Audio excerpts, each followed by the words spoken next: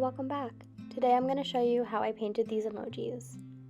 I first started by painting my block completely black, and then I just made sure it was completely dry before moving on to the next step.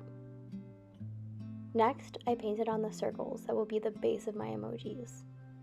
So I tried my hardest to start right in the middle, and whenever I'm painting circles or other shapes, I always make them slightly smaller than I want them to be, so that way when I touch them up, they'll get a little bit bigger, but they won't be too big.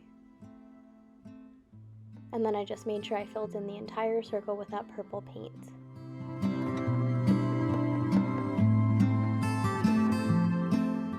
And then I tried to space out the other emojis on either side, and I did make them slightly larger than my center one because they were going to have a slightly different facial expression, and I wanted that to stand out. And so say if you did accidentally make your circles a little bit bigger than you had intended, you can do one of two things.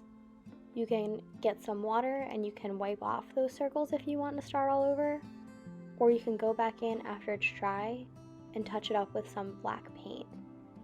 And so that goes for just about anything. If you mess up, just wait for it to dry, and then you can go back in and touch it up and it'll be okay.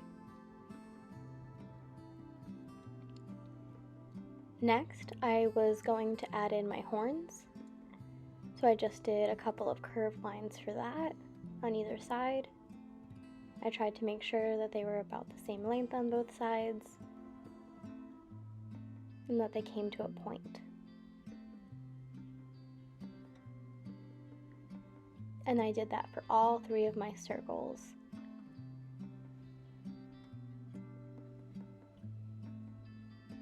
And now here comes the exciting part. So now I'm going to shade these guys in.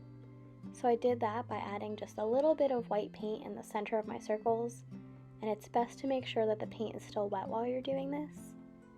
So I added a little bit of paint with my paintbrush, and then I took a completely dry brush and I blended it. And I did this by starting in the center and moving out towards the edges. And then once I got the paint in pretty much the position that I wanted it, I took that dry brush and I just dabbed it to spread it out just a little bit more. You can see I'm kind of tapping my brush. That way I make sure I don't blend it too much, but I get the paint where I want it to go. And you can always add in more white paint, so I highly recommend just adding a little bit of white paint at first and adding more as you think you need it, so that way you don't end up with too much white. Next, we're going to put on our shadows. So to do this, I mixed my original purple paint with just a little bit of black so that it was a little bit darker. And I added the shadows where they are on the emoji, so they were up at the top of the head here, and then around the horns. And same things goes with your shadows. Start small and add more paint as you need it. Again, if you want to blend your paint, make sure you're doing this while your paint is still wet. And so that might mean doing one emoji from start to finish at a time. Trust me, it's better to go slow and steady than rush it, because once your paint dries, it can be pretty tricky to blend it.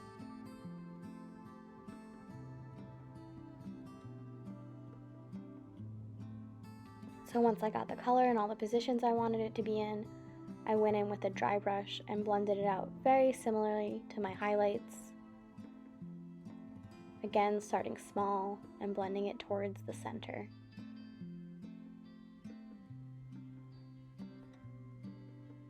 Once I was happy with that, I started to add in the face details. So you can see I'm kind of steadying my wrist here with my other hand. I highly recommend doing that when you're doing your fine details. It'll give you a little bit more control over where your paint's going. And this guy has a frowny face, and that's why he's in the middle and he's smaller.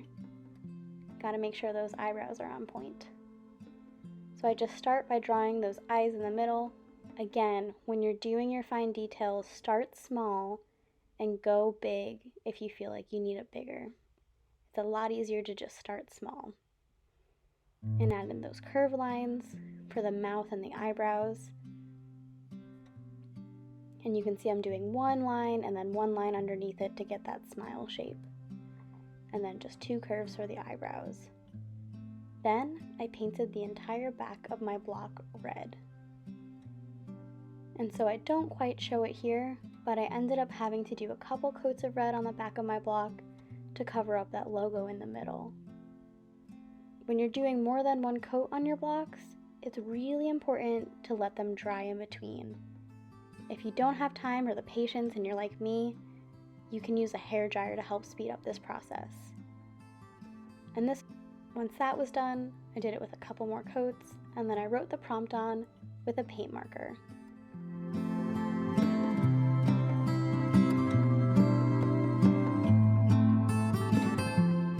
And this is how the front of my block turned out, and the back, and I sealed it with some protectant and put it back in the Jenga block set.